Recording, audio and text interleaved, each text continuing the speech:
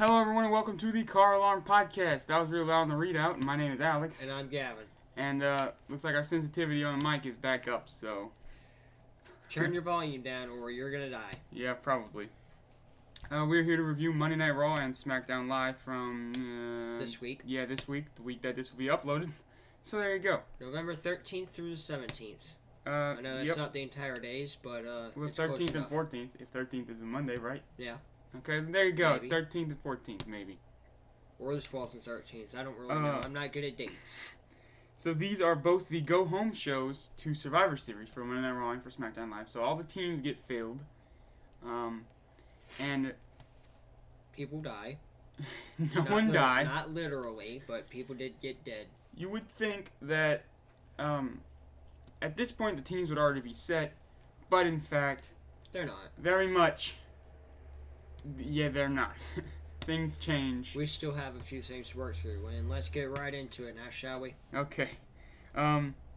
Stephanie McMahon opens Monday Night Raw to introduce Kurt Angle and says she needs a strong leader for the team for Survivor Series. Stephanie asks Kirk how the New Day got into the building. I think I just called him Kirk. Captain Kirk. Yeah, she asked Kurt how he got into the building last week, the New Day, when they distracted the Shield, causing them to lose the Raw Tag Team Championships. And he replies with, Yeah, basically. She asks him who the fifth member is, and as last week we found out, Kurt Angle is still adamant about keeping Jason Jordan on the team, so that's who he presents to her. Stephanie questions his qualifications to be on the team and basically compares him to SmackDown's fifth member, which is John Cena. And you can see how I guess she might have a point there, at least. Yeah. She says Kurt Angle has gone soft and says she made a mistake making him the team leader, so she is presumably about to fire Kurt Angle, but the Shield shows up. Which I just realized, the Sierra Hotel thingy they say in the front actually spells Shield. Yeah, it does. You never realized that? I never noticed it till now. It was I found it amazing. Okay, so Dean says Kurt is the best of all the leaders, pretty much, that they've ever run across, and they've run across a few, as they stated. With the authority. Yeah. And he questions whether or not the Shield is even competing at Survivor Series. Roman challenges the New Day to a 6-man tag at Survivor Series, and that's it.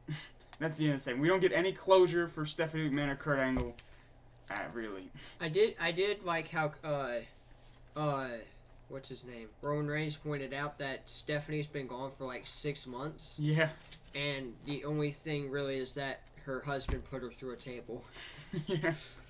Yeah, I think Stephanie needs something to control her, because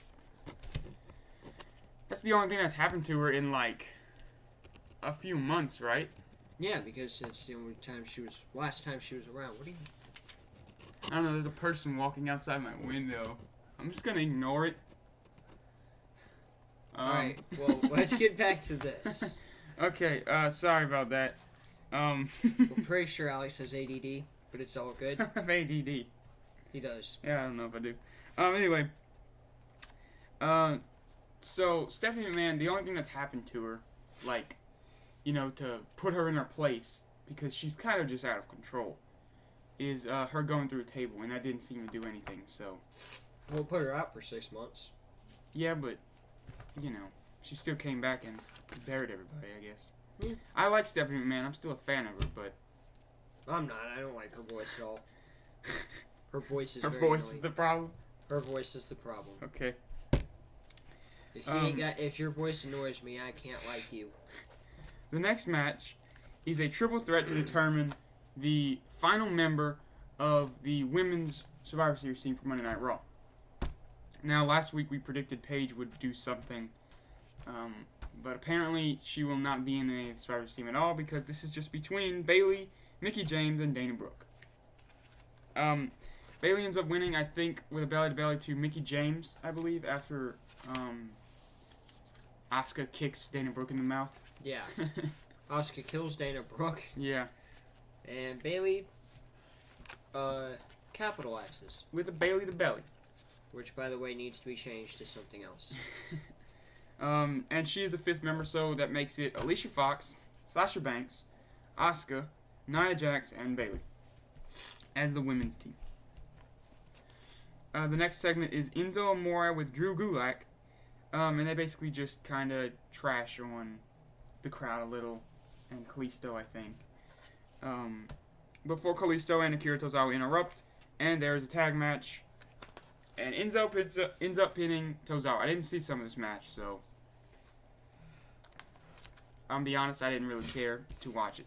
I watched a little bit. I watched the match, and it was pretty good. Okay. I don't exactly remember what Enzo did to pin.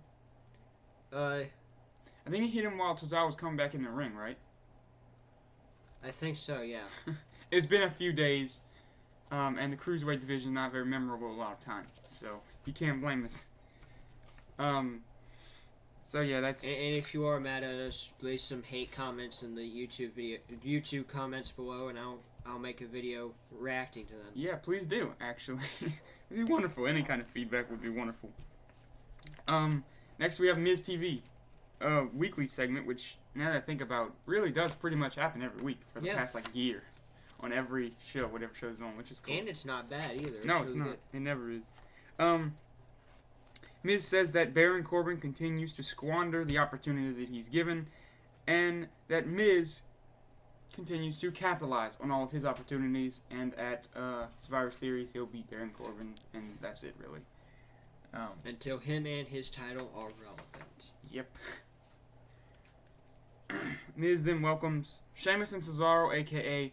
The Bar, and The Bar says they're going to jailbreak the Uso Penitentiary. That's the only real line I kind of got out that's important. They just say they're going to beat Usos at Survivor Series. You know, the usual. And Miz rants on about them beating up the Shield. Yes. How they're going to beat up the Shield later on in the night because they're going to have a 3-on-3 tag, which is actually finally the reunion of the Shield in the ring in a match. So that'll be the later on night. However, first we have the return of Bray Wyatt. Oh yeah, also Roman Reigns returned earlier tonight. Forgot about that. We have the second return of Bray Wyatt. We didn't really mention that Roman return. No. We just mentioned that he existed on Raw. Yeah. Jason Jordan is Wyatt's opponent, and he ends up winning in a bit of an upset victory with a schoolboy. Out of nowhere. Like an RKO. Yep. And then Wyatt just takes to destroying Jason Jordan's knee. So he just attacks Jordan all around the ring afterwards, into the ring post with his leg he goes, and everything. And this is going to continue throughout the night with a bit of an injury storyline we got going. So we'll follow up on that in a bit, I guess. But first, we have Brock Lesnar and Paul Heyman to address AJ Styles winning the WWE World Championship. My favorite segment of the entire night. So, Heyman ends up putting over both Lesnar and Brock. Lesnar and Brock. Let me start this over. Both Brock Lesnar and Brock Lesnar get put over. He ends up putting over Lesnar and Styles. As usual, he puts over the opponent if they're deserving of it, because Paul Heyman's that good. And he says that at Survivor Series, Brock Lesnar will prove that he is the #1 champion in all of WWE, and that AJ Styles can't survive the Beast Incarnate, Brock Lesnar. But in the midst of that, someone proposes in the crowd. Yeah. And then Brock Lesnar, Paul Heyman, proceeds to tear them a new one. Yeah, he just basically tells him to shut up during his promo. And then I forget what he says to the guy. He says, the only reason she said yes is because she hasn't been face to face with a beast like Brock Lesnar. Yeah. Paul Heyman's pretty great. You can't match him on the mic. No. I think only like The Miz, AJ Styles, Daniel Bryan. I wouldn't quite say AJ. I'd say The Miz for sure. Maybe Cena, in a different sense though. Maybe not quite Cena. Cena can, especially when he starts screaming. And screaming about America. America. You get Cena screaming about America and he beats everybody. He's like the most inspirational dude when it comes to America. Okay, let's move on to the 3-on-3 tag with the Shield versus the Bar and The Miz. Roman Reigns ends up spearing The Miz later on in the match. Sheamus and Cesaro are taken out of the ring. And they deliver a triple power bomb, or a shield bomb, as they maybe are still calling it. And Roman Reigns gets the pin on Miz. Old Mizzy. I kind of like this match. I thought it was pretty good. I didn't see a little bit of the beginning because I had to use the bathroom. I didn't feel like rewinding 2 minutes. It wasn't as like eventful as it should have been. Yeah, but it was really good. It was a good match. It's a good return for the Shield, I guess. Let's just hope these 3-on-3 matches don't become a weekly thing. Oh yeah, they're gonna be a weekly thing. No, we're gonna have 4-way 3-on-3 matches. Jesus. 3-on-3-on-3-on-3. So a 12-man tag match. Yep. It's gonna be chaos. They're gonna be tornado tag matches too. So everybody's just in the ring at once. Everybody's fighting. Everybody's brawling. People are going everywhere. There's tables, ladders, chairs, and stairs. Okay. That's gonna be a new thing. That's coming back too, by the way. Don't say that. Don't curse us with that. Oh, we have an unopened water. Maybe 3 weeks old. Don't curse us with the tables, ladders, and chairs and stairs. But why? That's Big Show's favorite pay-per-view. Well, I don't care. Big Show isn't very important to me. Big Show isn't very important at all. A Rock wielding a sledgehammer is more important. You mean V-Rock wielding a sledgehammer? Yeah. No, A Rock.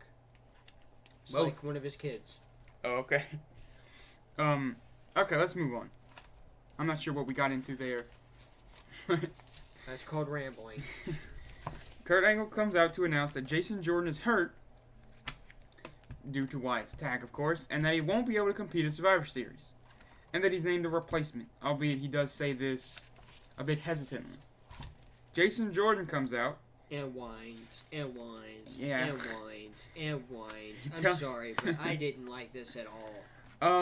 He interrupts Kurt Angle, telling him that he's worked his entire life for this, and he pleads with Kurt Angle not to take him out of the Survivor Series match, that he'll never get another opportunity like this, which is, that's not really putting yourself over very much. This is like the first year of his career, and he's just, this is the peak. It's peaked right here. So, you know, Jason Jordan. Like high school. Maybe you probably would, you know, so, don't worry about it too much, buddy. And he convinces Kurt Angle, he says that Kurt Angle didn't pick him because of favoritism or bias. He picked him because he thinks Jason Jordan is the best, which is definitely not true. Yeah, you got a lot more people that are better. Jason Jordan is really good, sure. On the mic, no, but in the ring, I think he's really good. But, you know, you're not better than any single member of the Shield. Maybe a little bit than Dean in the ring, but, you know. I like Dean more. Me too. Anyway, Stephanie ends up coming out. Doesn't matter. Excuse me. No, sorry. That is the wrong note, I believe. Does Stephanie come out? She does. I got a bit, Stephanie comes out and tells Kurt Angle to make the announcement. Yeah. So Stephanie comes out and tells Kurt Angle to make, like, immediately. She doesn't make it. Or, it doesn't matter. Triple H comes out. That's the point I'm getting at. Kurt Angle doesn't do his job, so Triple H comes out and says, I'll do it. I'm the 5th member. Yep, so... Screw you, Jason Jordan. We're getting Triple H as the 5th member of Survivor Series. My notes are a bit informative. Miswritten, I guess. Who knows? Alex doesn't English very well. I don't English. The point is that Triple H is the 5th member of Survivor Series. If you don't English, then how are you speaking English now? It's a paradox. It's not. I don't know. We're just gonna say you don't word well and move on. That sounds good to me. So we got Triple H, Kurt Angle, Samoa Joe, Finn Balor, and Braun Strowman as the entire Survivor Series team. Now, and they're all going against John Cena and the Shield. Shield? Yeah. Switch sides. Okay. Now I don't. So after this, Triple H did pedigree Jason Jordan for no reason. I don't really understand why Triple H is in this match. Oh, well, it kind of makes sense if Stephanie wants to make sure the job's done well. So she puts someone in there she will trust, and who else does she trust besides her husband? You're not going to get good old Vinnie Mac in there because he's going to break a hip and have 3 concussions. Yeah, I guess, but... Even though he's more ripped than Hulk Hogan and Macho Man Randy Savage put together. What was the last match Triple H won? Was it Sting? It was Sting. What match did he have after that? In between Rollins? Is that it? He had it with Rollins. What do you mean? But that's the last match he had. No, I mean, in between Rollins and Sting, did he have any matches? No. Okay. So he lost to Rollins, and before that, I think he lost to Bryan, maybe. Daniel Bryan? Yeah, Daniel Bryan. Yeah. In WrestleMania 30. So, he doesn't have the best track record of doing what he's kind of trying to do, does he? No. In the ring. But he does have a Braun Strowman on his side. He does have a Braun Strowman, and Triple H is better than Jason Jordan, I guess. But look, he has a lot more experience. It's cool to see it all, but I don't really know if I wanted Triple H instead of someone else in the match. I like Triple H a lot. It's like throwing, I don't know, Bray Wyatt into it. Well, I mean, I like Wyatt, I really do, but I mean Triple H. Yeah, I don't know. Maybe give someone else a chance, like maybe even Wyatt. That would be interesting to see Wyatt and Orton again at Survivor Series since last year. Wyatt and Cena. Well, I was saying Wyatt and Orton because last year Wyatt and Orton won the whole Survivor Series match, if you remember. Yeah. So it'd be interesting to see those two again. Maybe it wouldn't, but anyway, we have Wyatt versus Shane O'Mac. See how Shane O'Mac goes against them. Yeah. Probably do what he did against. What a dream match! Shane McMahon and Bray Wyatt. Voting for it, 2018. That would be a mess. I feel like. I think Shane needs someone that's really good with him, and so does Bray Wyatt. The Undertaker. Their match wasn't amazing though. Daniel Bryan and Bray Wyatt had a really good match. Do you remember that match from the Royal Rumble? Yeah, I do. 2013 or 14, whatever. Anyway, next up we have Finn Balor and Samoa Joe teaming up once again to take on the Club, or not, Anderson and Gallows. Carter will put them together in a team, Joe and Balor. They were really, really good together. I thought this was the best match of the night, honestly. Samoa Joe is just too fast for his size. Yeah. I think Joe's... And he can freaking suicide dive over the middle rope? What the I know. That is insane. They're both great, and I thought they played their parts really well, too. Men that size should not be able to do what he does. Kevin Owens is good at that, too. Yes, Even though I'm sure Joe probably weighs a little more than Owens. But yeah, really good match. Samoa Joe ended up hitting the coup de grace on Carl Anderson to win, and as soon as the match ended... excuse me, Finn Balor, sorry. As soon as the match ended, Samoa Joe just left. He's gone. Just walks out. He just walks down the ramp, he's done. As soon as the bell rang. It was cool to see them have that whole dynamic where they obviously don't want to work together, but they're doing it because it's just their job. It's just what they got to do. They're getting paid for it. What if the Demon shows up at SummerSlam? Or what is it? I'm Survivor game for that. Series? Yeah, Survivor Series. I'm cool with that. But I feel like maybe it wouldn't quite be as special. Maybe. Maybe it would because it'd be a surprise, though. Yeah. So, maybe it's not showing up on Monday Night Raw. Yeah. As long as that doesn't happen, I'm fine with wherever they put him. Let's get to the main event of the evening, which technically wasn't a match. Kane versus Braun Strowman. I did not see this. You didn't see this at all? Nope. Okay, so... I didn't care. Let me explain it to you. It wasn't that great. It was whatever. So the bell never rang. They got into the ring and they started brawling. Like, in the middle of the ring, they started brawling and the ref just watched them without ringing the bell for some odd reason. They stood... Before they fought, they stood at each other for a good, probably 30 seconds. And the ref just didn't ring the bell. Nothing was happening.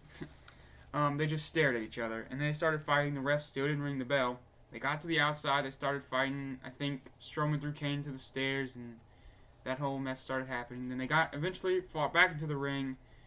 Kane went for a chokeslam. Strowman chop blocked it, I think, down, and then power slammed Kane through the ring.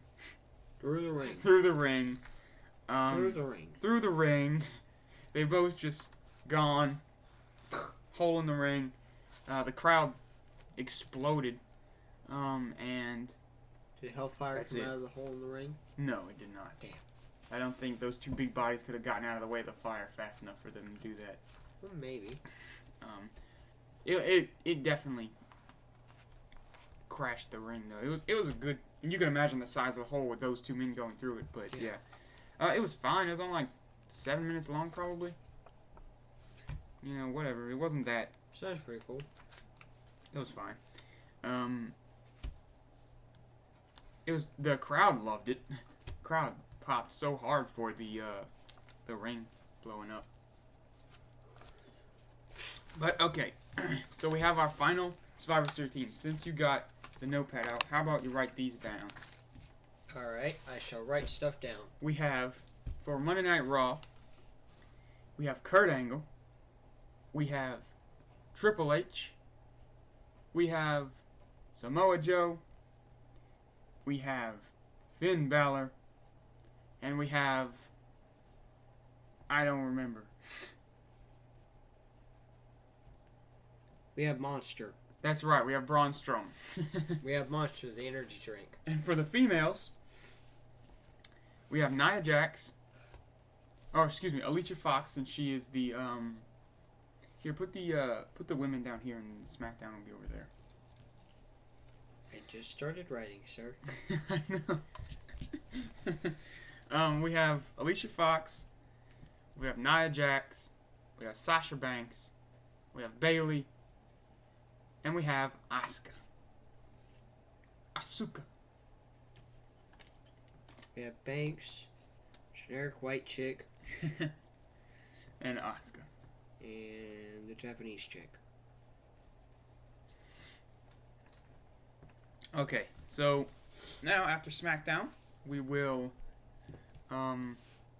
tally up the SmackDown teams because we're not quite done making those yet either. And I guess we can do a Survivor Series predictions after this. Yes, we can. Okay. Alright, so SmackDown Live opens with Shane McMahon giving a quick speech to the locker room. Backstage, not in the ring, so he's like on a little stage, a very small stage, and the entire locker room is just cheering him on like a bunch of kids in a schoolyard cheering on a fight. Fight. Basically. Fight. He's telling everyone to be ready for a possible Monday Night Raw retaliation. Raw putting SmackDown under siege, I guess. And that's really all. Becky Lynch cuts a little thing about the SmackDown or the Raw Women's team breaking Asuka's arm. Yeah. So Baron Corbin says he's gonna kill the Miz. I thought this segment was kind of stupid. It was slightly entertaining. I just didn't think it made sense for them. I still don't understand how they're all just friends all of a sudden because they're not friends. It's the enemy of my enemy is my friend thing.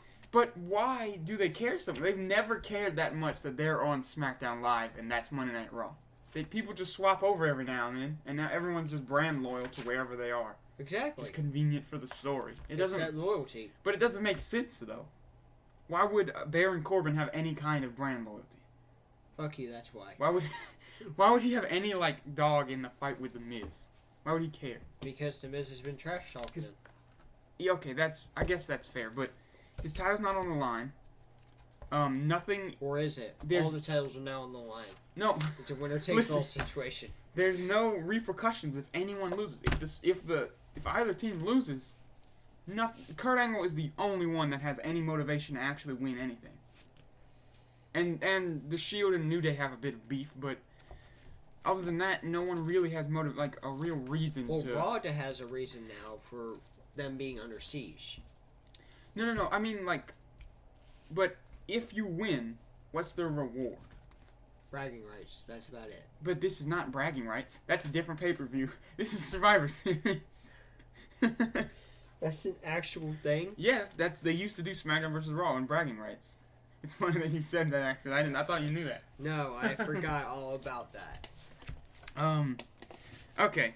Regardless, the next segment is my favorite segment of the entire night. Daniel Bryan makes his way to the ring. You've seen SmackDown, yeah? Yep. Okay. Bryan says that he should have known that seeing Stephanie McMahon at Monday would mean that he wouldn't be walking out of Monday Night Raw, referring to the Kane attack a couple weeks ago. He says the SmackDown Live does not stay down and introduces AJ Styles.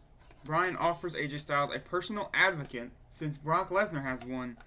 Then he mocks the way Paul Heyman introduces Brock Lesnar, and he introduces AJ Styles in the same way Heyman does. And he says that he disagrees with what Paul Heyman said, and that Lesnar has a history of quitting, referring to the tapping out he did with Frank Mir in the UFC. Quitting WWE. Quitting WWE. I thought he would bring up NFL. I don't know if he quit that or if he was he not just drafted. sucked. He was just bad at it, so no one took him. Okay. But Bryan said he has a history of quitting when he's pushed into deep water, and that AJ Styles will be the man to push him into deep water Sunday. Or kick him there. Then AJ says, Bryan gives AJ the mic because he says that he can speak, unlike Brock Lesnar, can actually speak for himself. He says that he knows he is the underdog, and as the underdog, he will prove that SmackDown Live is the A show and the house that AJ Styles built. And that's basically the whole segment for them. Which I liked. I liked it a lot. I summed it up a lot. They said a little bit more, but I thought it was a really good segment. I enjoyed both of them speaking, Bryan and Styles. Next up, we have a possible Survivor Series team-changing match with Sin Cara versus Baron Corbin for the United States Championship. But nothing happened because Corbin won clean. Win like a 10-minute or so match, maybe. It wasn't that bad a match, but Corbin won. Honestly, I'd rather that than Cara versus Miz anyway. Yeah. I mean, sorry, Baron Corbin is better than Kalisto, or whatever. What is it? Sin Cara. Yeah. I like Kalisto better than Baron Corbin, actually. I do too. He's better. Yeah. Next up, we have the final Survivor Series team changing match with Charlotte versus Natalya for the SmackDown Live Women's Championship. I thought this was a pretty good match. I liked it. Well, it's really good. Really, really good. However, Natalya ended up tapping out to the figure 8, meaning that Charlotte was awarded the SmackDown Live Women's Championship. And is going to fight Alexa Bliss. Yes, which presumably means Natalya is now taking Charlotte's place on the Survivor Series team, right? Which isn't that what she wanted anyways? I guess. She did earlier that night say she wanted to take Charlotte's. No, she said that last week. Yeah, you're right. Charlotte's place. Well, there you go. Afterwards, she said that Charlotte had a bit of an interview with Renee Young, I think. She said she will make Alexa Bliss bow down to her at Survivor Series, the true queen of the WWE. Bow down to the queen. Yeah. She dedicates her victory to Ric Flair. And then she walks down the ramp as Rick appears, and they hug. And she runs up to Ric Flair like a little schoolgirl. Which I thought was funny. It's good to see Ric Flair's healthy, though. It is. It really is. I'm glad that. Even though Ric Flair is insane. Mm-hmm. I like seeing he's okay. Yes. Still like him. Still love Ric Flair. Ric Flair for president in 2020. Okay, I don't know if I don't want that. I don't know. He got 15,000 votes. Well, he's healthy, but I don't want him to be president. Why not? I think he's a little too. Well, then The Rock. No, Brock Lesnar. Let's get Paul Heyman. He'll have Brock Lesnar as like the vice president and the Secretary of Defense, who just like German suplex entire countries if no one agrees with us. German suplexing jets out of the sky. The U.S. is now Suplex City. We got into a weird fantasy thing there. Next up, we have Chad Gable versus an Uso. I think it was Jimmy Uso. That's what I wrote down. So, Jimmy Uso ends up winning with a super kick after a distraction, because the other Jey Uso attacked Shelton Benjamin on the side, I believe, after Benjamin tried to interfere, which ended up costing Chad Gable to be distracted by the altercation outside, and then he turned around and ate a super kick from Jimmy and got lost. So there you go. Yeah, he didn't just lose the match; he got lost. He was on some LSD acid trip, and he's done for, man. Mm-hmm. That dude's brain is so fried, like fried chicken. Fried what? Chicken? Fried chicken. Okay, so we have the main event of SmackDown Live, and the most talked about segment of the night. John Cena versus Brock Lesnar. That did not happen. We have the New Day versus Kevin Owens and Sami Zayn. Now, midway through the match, we hear the Shield. First of all, the match itself was really good. Yeah. Yeah, it was good. I enjoyed the match. But midway through, we see the entirety of the crowd just turn towards the staircase. Which I was like, okay, well, Raw's coming. Raw's invading. And about a few minutes later, the Shield ends up making their way down those stairs. I love their shirts. Half Raw shirts, half Shield. Yeah, that's what Rollins had last year as well, right? Half Seth Rollins, half Monday Night Raw. But they make their way to the ring. They surround the ring, jump on the apron, as usual. And Kevin Owens and Sami Zayn decide they ain't having none of it, and they walk out. Yeah, they just get out of there. They're just gone. They're not helping defend SmackDown Live. So the New Day's left in the ring, and the fight begins. And Shane McMahon leads a whole squadron of SmackDown Live roster out to the ring, which excludes AJ Styles, Chad Gable, Shelton Benjamin. I don't think Baron Corbin was in there. So, maybe keep those guys around to the end of the show if you think Monday Night Raw is going to kill you. Yeah. Maybe don't let AJ Styles go home. You have to have AJ Styles in case of someone like, I don't know, Brock freaking Lesnar. Yeah. Where was John Cena? Yeah, I don't know. They were just like, okay, we'll bring him in Sunday. We don't need him in case Monday Night Raw tries to actually burn the place down. I mean, come on now, John Cena. He can take out most of the Raw locker room right there. By the way, I am so glad after Survivor Series they will stop saying. I hope they'll stop saying. The one time a year, Monday Night Raw goes one-on-one with SmackDown Live. They literally say that every single week, multiple times. I think we get it, guys. They'll say it a few weeks after Survivor Series. They'll say it on Survivor Series too, and they probably will. They'll probably say it the night after. Anyway,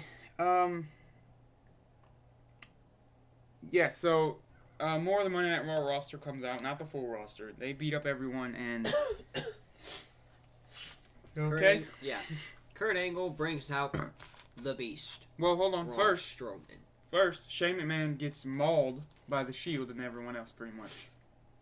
And then Kurt Angle brings out Braun Strowman, and he clears everyone alongside the Shield. And then Shane O'Mac does my favorite thing ever, and he just clobbers Braun Strowman in the back, which does absolutely nothing. Yeah, it doesn't work, really. And then Shane's like, screw it, and just starts beating on Braun Strowman, who ends up just throwing him, and then clotheslining the absolute mess out of him. Yep. The Shield get Shane McMahon up. Kurt Angle makes his way to the ring, and he asks Shane McMahon how it feels for all, I guess, under siege, for all of SmackDown Live to go under siege, and tells him to wait till Sunday because if he thinks this is bad, it'll be much worse at Sunday, which I highly doubt is going to be true.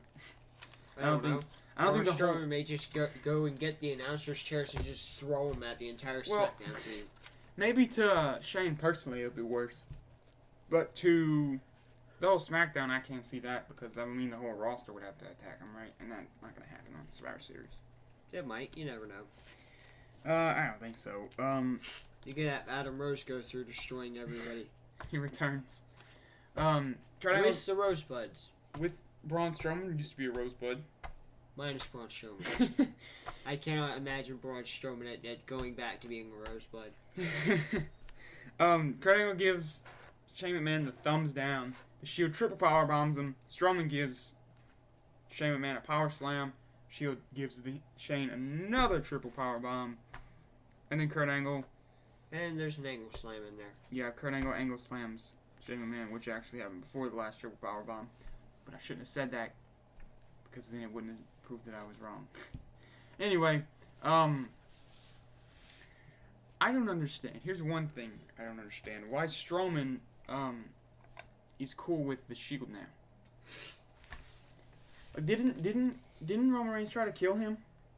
All of them have. Yeah, so why is Strowman not mind being in the ring with him? Because brand loyalty. But do you agree that that's not enough to be believable? It is like, and it isn't. If you worked at a restaurant, and there was another restaurant across the street, and you absolutely hated several of the people you worked with. You didn't know the other people at all. They seemed fine. Maybe you thought you didn't like them. And there was a bit of a burger competition. You don't think... I mean, would you really have your all be like, let's beat these guys? Or would you just be like, I mean, I could just quit and go over there. Or I could just... It depends on what the reward is for me. Half-ass make these burgers and no one would care. Thank you. You just said it depends on what the reward is. There is no reward for anyone at Survivor Series except... Well, we don't know that. There may be a surprise reward. I would hope that Good old Vinnie Mac comes out and gives everybody a $10 million raise. I would hope the reward would be established before the pay-per-view. Nope, it's a mystery. We get a mystery, good folks. Everyone gets a Star Wars Battlefront 2 loot crate. So you can, I'm gonna crush this water bottle. Let's see how loud it is. Well, that was a mistake. I apologize for that. Save space when you crush the water bottles. You put them in your trash can and... Okay, quick going on, Mike. Okay. So, I don't know. I don't understand it that much. But, I'm into Lesnar versus Styles. Yeah. That'll be a good match. I understand the champion versus champion thing. You want to see who's the better champ. I think that's all you need to have. You don't need the 5-on-5 to prove a better show. I think you just need champion versus champion because, ideally, the champion is the best of the show. They represent the entirety of the show, right? That's the whole point of the champion. So, if you just have champion versus champion, that might as well just be show versus show, right? Mm-hmm. So, why didn't they just do this at bragging rights, but without the 5-on-5? They could do the whole invasion thing, and then they could just have some kind of like, I don't know, not a team match necessarily, but I don't know, just a few singles matches, like a few. You can single-handedly pick out a few like dream matches, like maybe Asuka versus Becky or, Shane and Kurt Angle. John Cena and Brock Lesnar. No, what? Maybe Cena and Strowman. That'd be cool to see. I'd see that, but in the Shield versus New Day, but I don't know. Seems like they're still all a little too. Aiden English versus Brock Lesnar. English versus Kurt Hawkins. Aiden English versus James Ellsworth. Oh, I got some news for you. Well, first let's write down the SmackDown teams for Survivor Series. All right. You can find the page. Let me find the page. There it is. Never mind. I got it. I got the page. Excuses were missed, by the way. That was really loud. It's fine. It's not gonna hurt anyone's ears. If it gets too loud, I'll just turn the volume down before I upload the video. Sir, sorry. Excuses, rudeness. Don't excuse it. Right here. Okay. Here's the teams. For the men's team, we have what team are we SmackDown? Shane McMahon. We have Bobby Roode. Alex, you got to focus. We're on SmackDown right now. We have Bobby Roode, Shinsuke Nakamura. We have Randy Orton. And we have... I don't remember the last person. Randy Orton, Bobby Roode, Shinsuke Nakamura. John Cena. John Cena. Listen, you can't blame me for not... Oh, that was big. You can't blame me for not remembering that. You also murdered the capture for a bit. And for the women's team, we have Becky Lynch, the team captain. We have Natalya, I presume. Though it hasn't, I don't think they said it officially. We have Naomi. We have Tamina.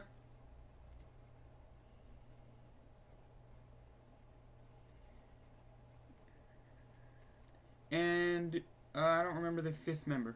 Is it? Who is it? Who's the fifth member? Bailey. No. Bailey? No. Hold on. Who's the fifth member of SmackDown Live? Carmella. There we go. Her. Speaking of which, since this is a perfect segue, I definitely planned this out. James Ellsworth has been released from the WWE. Yes. Yes. I still don't think. Goodbye, James Ellsworth. I am not gonna miss you. Goodbye. I hate you. Still don't think you should be quite as adamant about wanting his livelihood to be in jeopardy. He can go back to being indie wrestling in some high school basketball gym. I don't care. He'll probably get a lot more than that now that he's been on SmackDown for a year. And done nothing but be some chick's lapdog. He beat AJ Styles 3 times. Dean Ambrose beat AJ Styles 3 times. Yeah, but James Ellsworth did it. No, Dean used James Ellsworth to beat AJ Styles all right. 3 times. We're gonna I think that's all we got to talk about. We'll do some Survivor Series predictions. Now we're in another video. No, not quite. I was gonna end this one first. Okay. We'll see you in the next video for Okay. Survivor Series predictions, peeps. Follow us on Twitter at CarAlarm Podcast. You find our page on Facebook. Type in the little search bar at Sounding CarAlarm. You'll find our page. Give us a like, a subscription, whatever you do with Facebook. Be sure to subscribe to this channel and give us a like on this video if you liked it. If not, throw some hate at us in the comments below. Yep, we do not mind. We can take it. We are CarAlarm. Peace out. Thanks for watching. Don't die.